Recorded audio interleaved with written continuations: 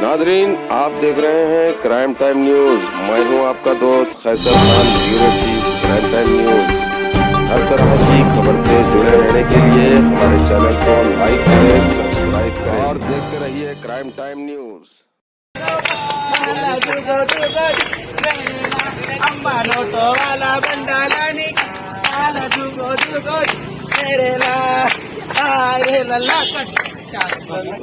రోజు బంజారాహిల్స్ పోలీస్ స్టేషన్కు ట్రాన్స్జెండర్స్ వచ్చేసి పోలీసు వ్యవస్థకు న్యాయ వ్యవస్థకు అందరికీ కృతజ్ఞతలు తెలిపారు.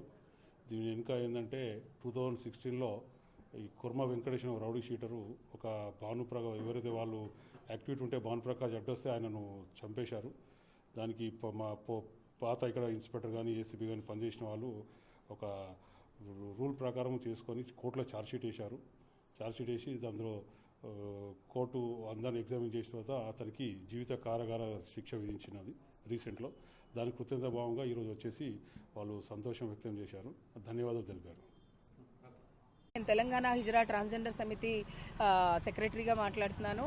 ఈరోజు మేము బంజారాహిల్స్ పోలీస్ స్టేషన్కి వచ్చి సార్ వాళ్ళందరికీ మనస్ఫూర్తిగా ధన్యవాదాలు తెలుపడానికి కారణం ఏంటి అంటే, కుర్మ వెంకట్ అనే ఒక రౌడీ షీటర్, ఒక సైకో ట్రాన్స్జెండర్స్ని గత 4 సంవత్సరాలుగా ఎన్నో ఇబ్బందులు పెట్టి 2016లో ప్రవల్లికని చంపేసి ఒక ట్రాన్స్జెండర్ని మా పైన ఇళ్ల మీదకి వచ్చి మా పైన ఎన్నో రకాల దౌర్జన్యాలు, సెక్షువల్ హరాస్మెంట్స్ చేయటం, మా డబ్బులు మా దగ్గర ఎంతో కాస్త ఎటువంటిది ఉన్నా మమ్మల్ని బెదిరించి చాలా రకాల ఇబ్బందులు పెట్టాడండి. హైదరాబాద్లో ప్రతి ఒక్క ట్రాన్స్జెండర్స్కి కూడా ఈ కుర్మ వెంకట్ తరఫు నుంచి అండ్ గ్యాంగ్, కుర్మ వెంకట్ వెనకాల ఉన్నటువంటి గ్యాంగ్ ఎవరైతే ఉన్నారో వాళ్ళు మా ఇళ్ల మీద అటాక్ చేయడం ఇవన్నీ జరగడం వల్ల చాలా అంటే చాలా అంత ఇబ్బంది పడ్డాం మేము.